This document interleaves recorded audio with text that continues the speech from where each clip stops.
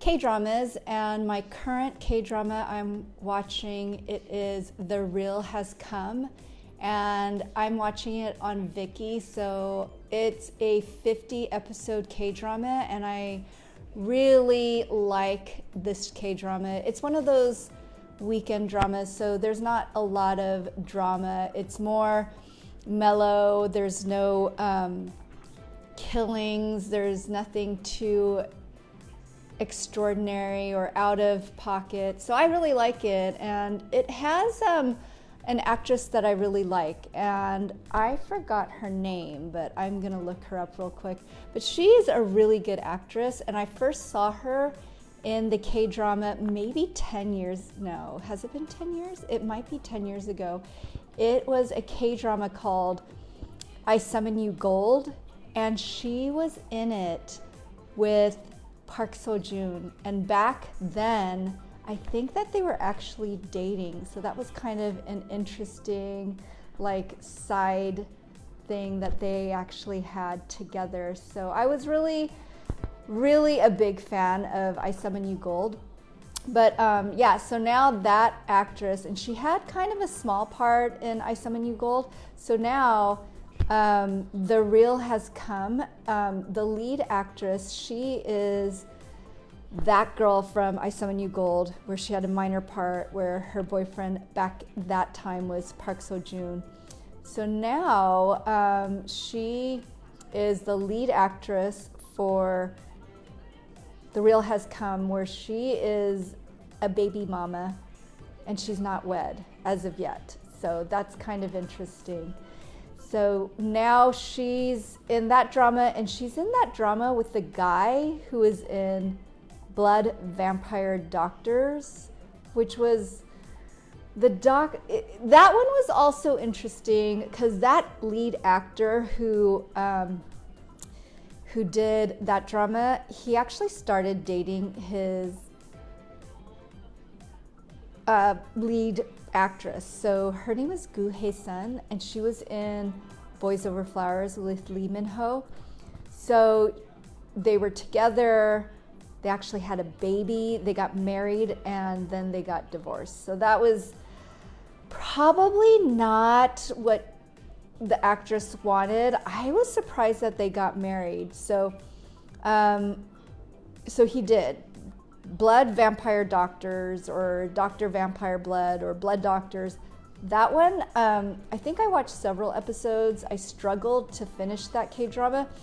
So it wasn't something that I was really enjoying, so I kind of just cut that one short. I might have, in fact, just watched some of the episodes and then just skipped to the end, because like, I don't know if it was for me, because one, I don't like vampire shows, I don't like scary shows, but I do like K-dramas a lot.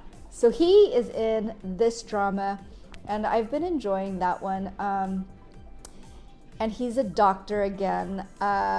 So K-dramas, and I think that that's why I'm a little bit bored of K-dramas. I'm still watching it. I'm actually watching one right now, The Second Husband. So that's on in the background. And back to the Real Has Come. So the premise of the story is the guy is the son of the lady who married a very rich man.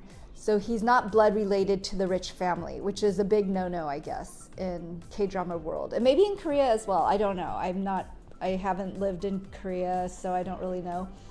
But, so there is that aspect of it.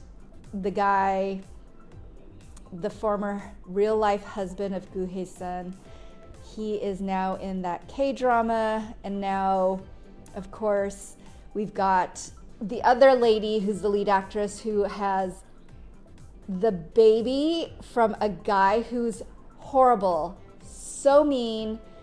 He was having an affair. Well, they weren't together. I guess they were together for about a year, and he started seeing this really hot girl, and then the hot girl dumped him so that she could date the now husband of the baby mama. I know. It's kind of confusing. I wish I could do little pictures of who the actors are, so that way when I'm talking about it, that everybody knows who I'm talking about. But the names are hard to remember. Korean names are very similar in my mind, so I have a difficult time remembering some of the names, especially I try to remember the real actors' names, but I don't recall the Korean drama names where they're just in the K-drama. So that's kind of where I'm at. So the reel is, I would say it's almost midway through.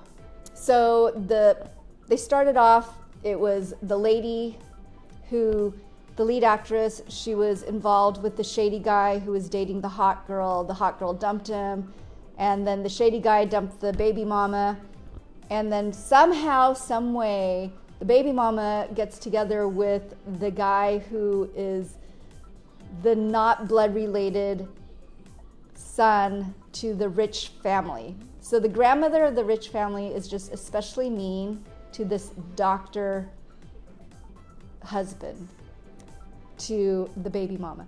So somehow in the first many different episodes, they decided to have a contract marriage.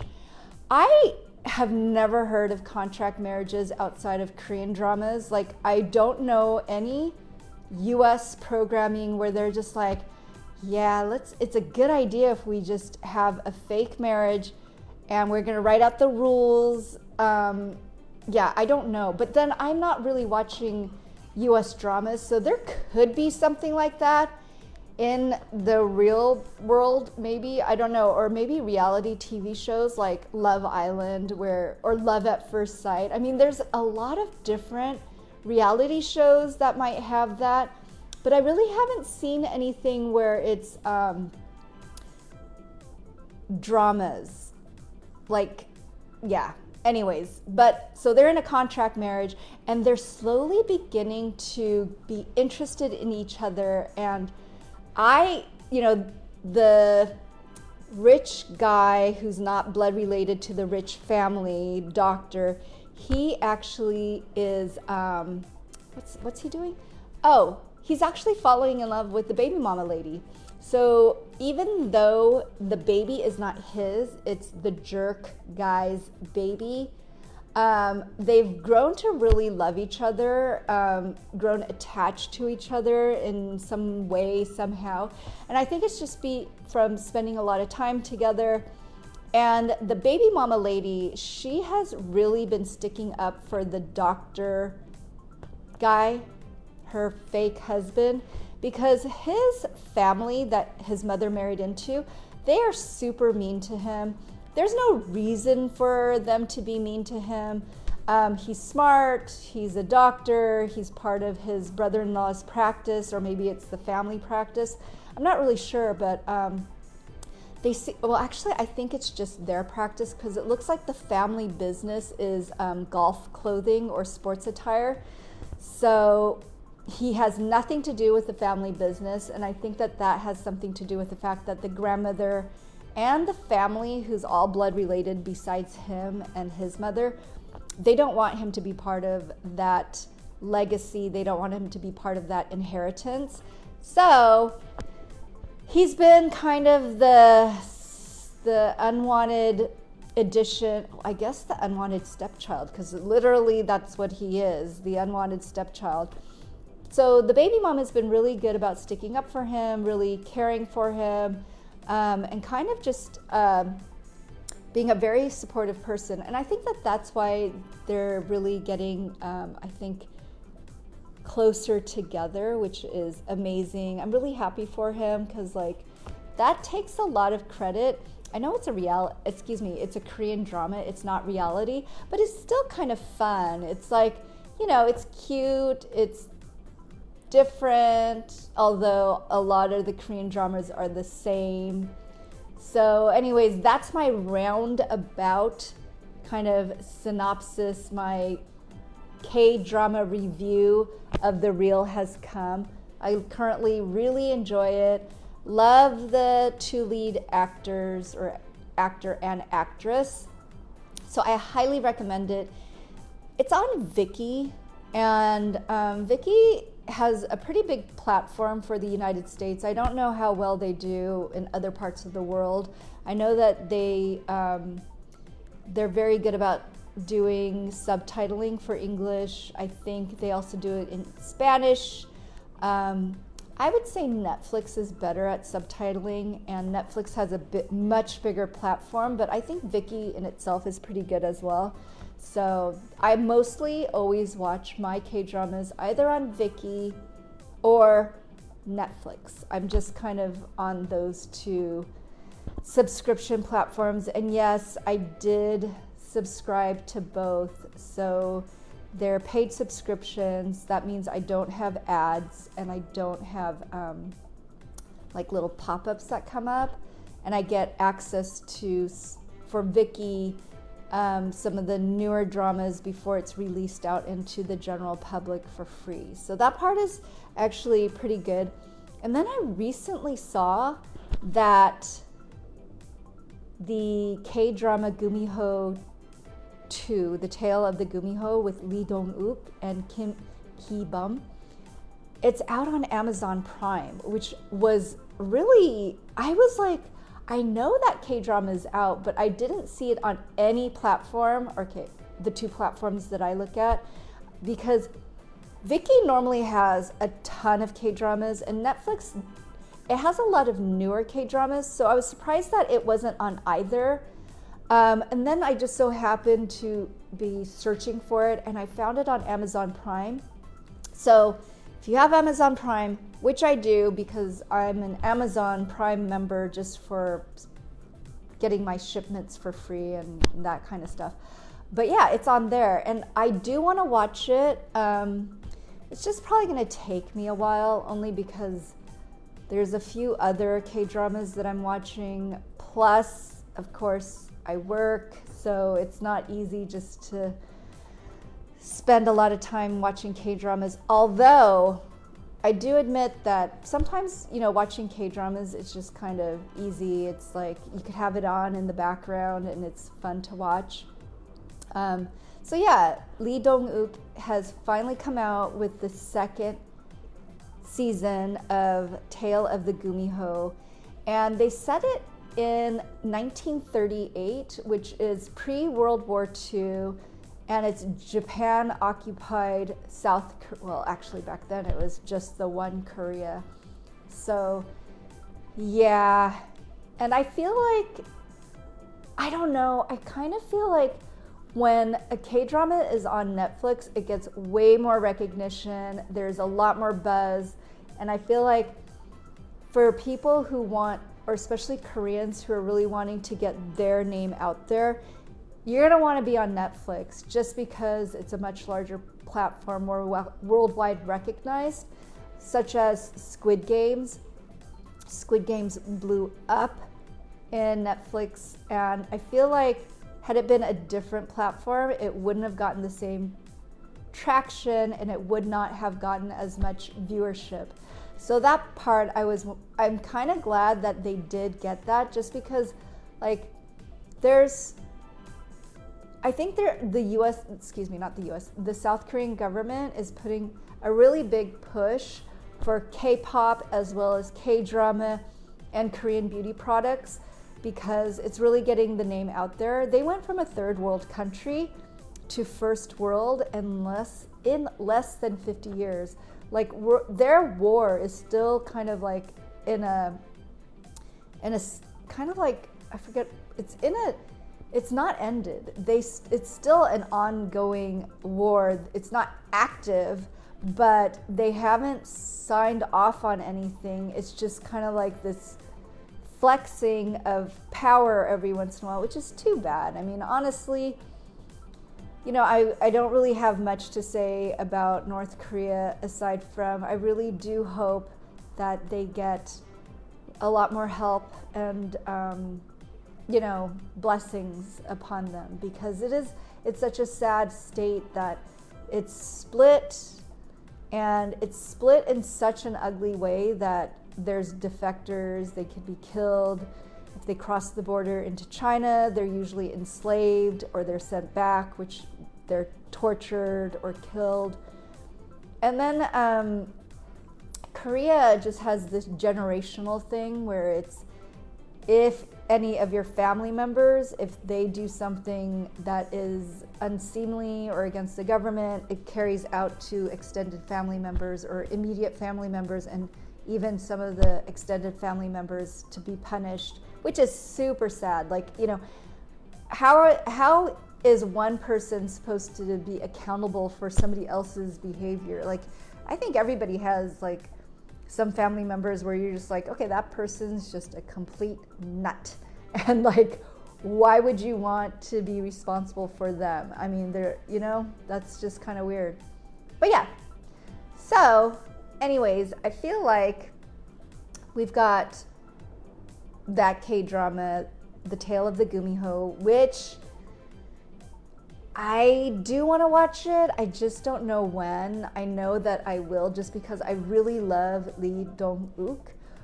But I have a feeling that I just don't surf Amazon Prime for K-dramas, because I really think there's only a tiny handful there. Whereas Netflix, they've got a whole bunch of brand new K-dramas that are hot off the presses in Korea, and then a lot of the old popular ones there as well. So even if you're not going to watch something that's super current or new, they've got some of the blockbuster, really memorable K-dramas on Netflix from the past. So that's why I kind of feel like, even though there is like some things that aren't quite fresh and new, I still like to go kind of peruse through Netflix. And there are actually some K-dramas that I have rewatched because of this season. So to name a few, I watch Boyfriend or Encounter with Song Hye-kyo and Park Bo-gum, because it's a wintertime drama, and it always just really brings about kind of good feelings, because they shot some of it in Havana, Cuba. Some of it is very winter-esque in Korea, and I love the storyline. I love the beautiful clothing, the hotel. It's just such a well shot K-drama. And then, so that one's one of my wintertime dramas. The other wintertime drama that's on Netflix is Romance is a Bonus Book. And that is so cute. I believe, I forget her name, but she's married to Wonbin, and I believe her first name is Nara, or her last name is Nara. So she's in it, and she's kind of in a Nuna Dongsaeng romance. So it's the older friend who's a woman, and the younger guy who she kind of like took care of when they were younger. So cute. Romance is a Bonus Book. Super, super cute.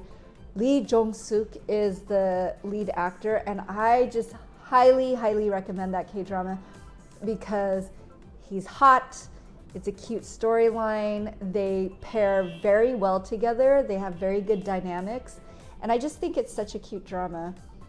The summer romance drama of K-dramas that I like, one that I've watched a few times is WW Search, and that is, oh my gosh, I actually don't know the lead actress's name, but she's pretty good in it. And the guy, Jung Ji, his name is John Ji something, John Ji Hyung? He was in My Roommate is a Gumiho. He's been in a ton of K-dramas. He recently just came back from military service, so I can't wait to see what else he comes out with. He was in this really creepy drama with one of my favorite model turned actors, Lee Soo-hyuk. Oh my gosh, I love him. He just has the best voice. He does really good K-dramas. So they were in a K-drama that was really creepy about reincarnation and kind of like just a serial killer, and like how he was from a line of serial killers. Forget the name, but that one, I will probably never watch it again, even though two of my favorite Korean actor crushes are in there. I wouldn't watch it because it's scary. So I do like WW Search. I've also kind of tentatively have watched the K-drama with Susie Bay, or Bay Susie. She was in that internet drama. She was, it was like the text, it's called Startup. And that one's really cute if you like Susie Bay, and I do like her. She is actually coming out with a new K-drama with Kim Woo Bin, and they had done back maybe 5+ years ago a K-drama together where he was really mean to her. He was an actor, and then unfortunately he passed away in the K-drama. But that one with Kim Woo Bin and Susie Bay, so good. She was the poor girl with the heart of gold, so cute. And actually Kim Woo Bin, just kind of behind the scenes in real life, he was actually very sick after that K-drama. So I think that that one was very good, but I kind of wonder, he was sick in the K-drama, he passed away, and then in real life, he went through a very serious illness. So Kim Woo Bin and his recent co-star in a Netflix K-drama, they actually date in real life, and I can't remember her name. She has been in so many K-dramas. She's also very good. I wish I remembered people's Korean actors' names a lot more. But even if I were to say it, I don't know if, unless you're a hardcore K-drama fan, you may not recognize the name either.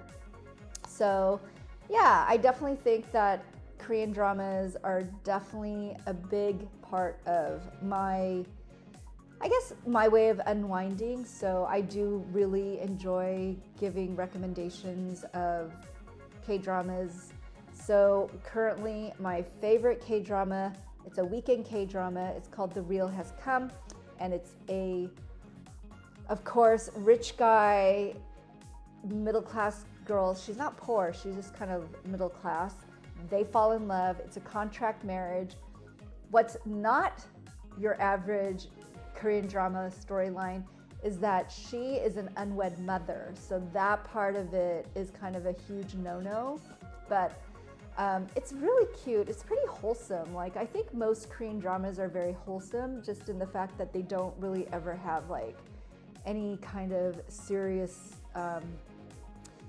anything more than G-rated. I would say if they even go PG, it's usually a gratuitous shot of the male lead actor taking a shower, just kind of like, yeah, that's it. There's nothing scandalous about Korean dramas.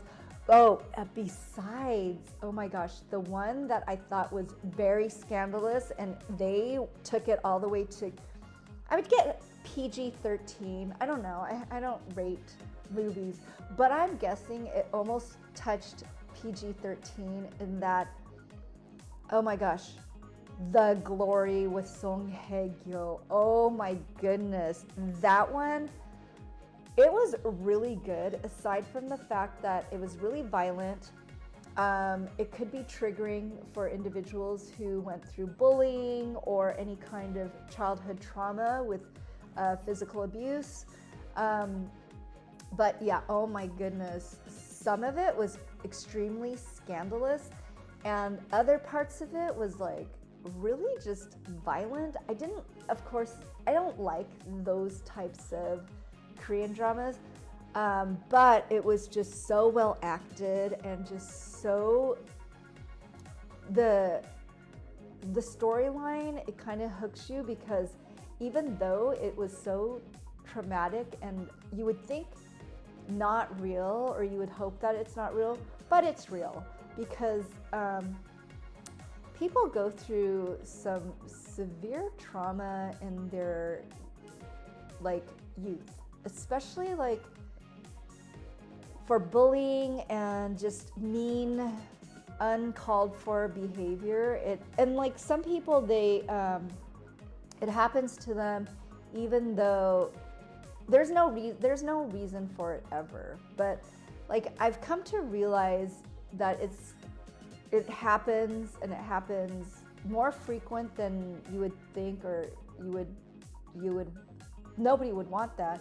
But I've also seen it on TikTok. Like lately I feel like people are very good about sharing their lives and their childhood stories, or even their current stories. So you'll hear about childhood trauma or domestic abuse or relationship trauma, and it's just like, oh my gosh. What I do think it is hopefully a healing kind of moment for individuals when they are able to tell their stories. And you know, it's not to get people to agree or not agree or to like do anything, but I think, you know, maybe it's cathartic to really get those words out there, to release it, and just not hold it inside anymore. So I don't know, but I have seen a lot of TikTok where things like you would just never think to share, or it would have happened to people. It definitely has happened, which is sad. But yeah, I think, I can't tell. I think my phone, one of my phones is like coming, it's like the battery's going. I don't think it's my iPhone. But yeah, I definitely feel like the reel has come. That is my top recommendation for right now. I'm actually looking forward to seeing Celebrity Kdrama, because that one, it's the world of influencers. So I feel like there's several influencers that are very Korea specific. The one that really comes to mind, oh gosh, I can't remember her name. I can't remember anyone's name, but she, very tall, very thin. She's friends with Jessica Jung from Girls' Generation. She's showed up in Jessica Jung's YouTube channel a few times. Gosh, I wish I knew her name. I think I even follow her on Instagram, but she's an Instagram influencer. And I remember I went to KCON, which is a Korean convention, back many years ago. This was way before pre-pandemic. I'm guessing maybe 5 to 8 years ago. Oh, definitely more than 5, maybe 8 years ago. She showed up, and so did, I think it was Jackson. No, it was Dumbfounded, the Korean rapper. But what was weird is that KCON refused to pay them. I don't know. There was something that happened where somebody didn't get paid, or they weren't getting paid, and they just threw it out, open mic.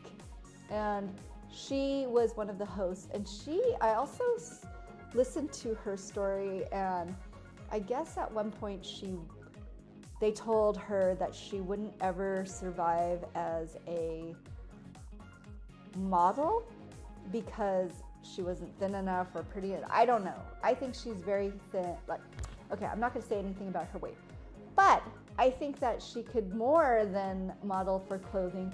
But that's what she said. Like, they were telling her to get all these corrections to like plastic surgery and different things. But I think that happens even with US or European models and models in the United States. I feel like there is a very unfair ruler stick that people are measured by for modeling. But I guess at a certain point, well, nowadays, I'm totally off topic, but I think nowadays people are just whatever size that they are, and somebody else is going to be that size. So you could model clothes for those individuals that are like sized. So, you know, one size doesn't fit all. I think there's now many different sizes, which is good, because now I think that that's a healthier mindset. So yeah, I'm excited for Celebrity. And the interesting thing is that on the Netflix preview, I saw that 503 Bright Shine, or 503 Bright, he was in the reality show Singles Infernal Season 1. So he's a backup dancer for a very well-known K-pop star. And then his co-star in the reality show Singles Inferno, Bruno, or Timeless Bruno is his Instagram name. I don't really know what his real name, his Korean name is, but Timeless Bruno is his Instagram name. They were both behind the scenes in celebrity Netflix. So that's interesting, because it's interesting to see how fast they rose in, social media. And 503 Bright or 803 Bright, 308 Bright, the pretty muscly guy, tattoo guy from Singles Inferno 1, he's gone on to do other reality shows, and I feel that his Instagram is very popular. I don't know if he has a YouTube channel. I think he does, because I think I remember watching a YouTube video where or maybe it was Instagram, but he was eating and he was telling other people to come eat with him. It was actually pretty funny. It was like an inside glimpse of his life, because his life is very different, because he's a dancer, he's in entertainment, and that's something you don't see even in K-drama. And I don't know, well, I know a couple of people in K-pop, and I guess that could be their life. I mean, they're a lot older now, so I don't know. But yeah. So celebrity would be my next pick. And then there is, oh my gosh, King's Hotel. And that's with another Girls' Generation person, Yuna.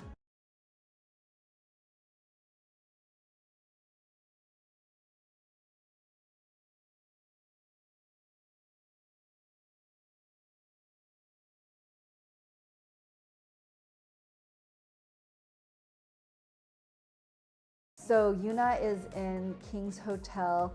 She's with a guy who's much younger, probably demographic. So I'm sure he was a K-pop idol. I have no idea what his name is, but he's on Netflix with Yuna. He, of course, is the cranky rich guy to her. She's more middle class, I'm guessing, or she only went to community college, so I'm guessing maybe she isn't like middle. I don't know. Actually, I don't know.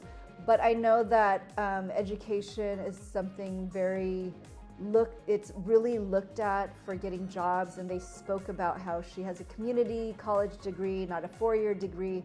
So that was like a big thing for her to get the job. So I think that dynamic is pretty cute. And they also have this one, the King Hotel guy, has this underling. He's hilarious. I think he really is a good addition to this K-drama. He's a little bit goofy, but he's very well attired. Like, his suits are impeccable, mostly because his boss is dressed like bespoke suits, kind of like Timeless Bruno. Like, he has bespoke suit tailor shop. So they're dressed very well. She's not, because she's usually in a uniform, but the two guys are dressed impeccably. So that I also think is really cute. And then there's this other one called Agency, and it's like this cutthroat, creative ad business Korean drama. I'm watching it. I'm not really into it. The lead lady, she's married to Ji Sung, and they met on site or on a K-drama maybe 10, 15 years ago. And Eugene, who is from SES K-pop girl group, she was the lead actress. Ji-sung's now real life wife was the antagonist mean girl in that K-drama. And so anyways, she's neurotic. She's got anxiety and panic disorder, sleep insomnia, and she's like this high-powered, creative ad agency lady in a male-dominated company. So basically they hired her and promoted her because the owner's daughter was going to get a high title, and so they wanted a different woman to be kind of like lead the way, but she was only going to be in it for about a year. So she's very bitter about that, and she wants to I don't know, stick it to the people, I guess. for whatever reason, whatever K-drama reason. And what else am I think that's kind of it. I'm also watching a few, not even a few, like a couple kind of like turned on when I'm cooking or doing stuff around the house. One of it is Second Husband, and I think it's called makjang, and it's like over the top acting, over the top storyline. It's usually just like super. If you grew up in the 80s, you'll remember Dynasty, Knots Landing, Dallas, so Falcon Crest, everything that was super dramatic and super like beyond normal. That's kind of makjang. And so I'm watching The Second Husband. What's interesting about The Second Husband is the two leads. In real life, on Instagram, they just recently announced that they're getting married and they're having a child. So the lead actor, I guess, had a fling with the lead actress, and now they're getting married and they're gonna have a baby. So that's kind of fun. And then the other kind of makjang that I'm watching, I hope I'm pronouncing it correct, but I doubt it. It's called The Veil. And that one's beyond weird. So it's body switching. They switched bodies. It's all about revenge. It is such a trippy, weird K-drama. There's nothing really, there is no rhyme or reason to it. It's just beyond crazy. It's just kind of a weird K-drama. But I've watched almost every episode. So they're 30-minute episodes. I've been watching it. I wouldn't say it's good. I would not be able to recommend it to anybody. That's just one of them that I'm watching. I actually, if I were to really be more current, I would watch Tale of the Gumiho with Lee Dong-wook, because it was super hyped, very well, I guess, well-funded in terms of the money that was put into all the scenes, the clothing, the camera shots. I don't know why I'm not watching that one and I'm watching these weird other K-dramas, but I guess it's something to think about, and maybe I'll think about it and maybe switch over to a different K-drama. So anyways, I'm so glad that you joined me for my K-drama kind of review and update. It's been a long time since I've been on, mostly because I've been working a lot. I haven't been feeling all that well. So just kind of trying to get back into the swing of things in terms of Korean dramas. And yeah, I've been doing nothing. I've been just recuperating at home. I've been working a lot and trying to get back to being healthy and physically stronger. So that's it.